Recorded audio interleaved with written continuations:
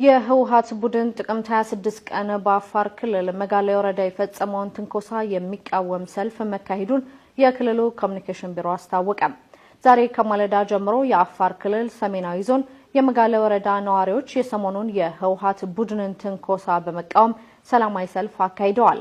የአፋር ክልላዊ መንግስት ኮሚኒኬሽን ቢሮ በዛሬው ዕለት በማህበራዊ ትስስር ገጹ እንዳሰፈረው የወረዳው ህዝብ ትንኮሳውን አውግዟል።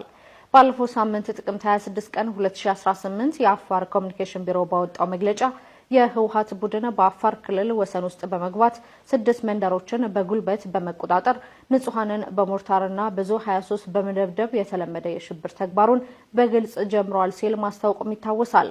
ቡድኑ በአፋር ክልል በዞን 2 በመጋሌ ወረዳ ቶንሳ ቀበሌ ዋራ እና ሜልኪ በሚባሉ ልዩ አካባቢዎች ወሰን ተሻግሮ በመግባት በእለቱ ከምሽቱ 1 ሰዓት አካባቢ በንጹሃን የአፋር አርብቶ አደሮች ላይ የከባድ መሳሪያ ተኩስ በመክፈት የፕሪቶሪያውን ስምምነት በግጭት አዋጅ በግልጽ አፍርሷል ሲልም ገልጾ ነበር። ይህንን የህወሓት ቡድን ጥቃት የጠቅላይ ሚኒስትሩ የምስራቅ አፍሪካ ጉዳዮች አማካሪ አቶ ጌታቸው ረዳ እንዲሁም ስምረት ፓርቲና የተለያዩ አካላት በወቅቱ ማውገዛቸውም ይታወሳል። በዛሬው ዕለት ደግሞ የመጋሌ ወረዳ ነዋሪዎች ይህንን ጥቃት ተቃውሞም ሰልፍ ወጥተዋል።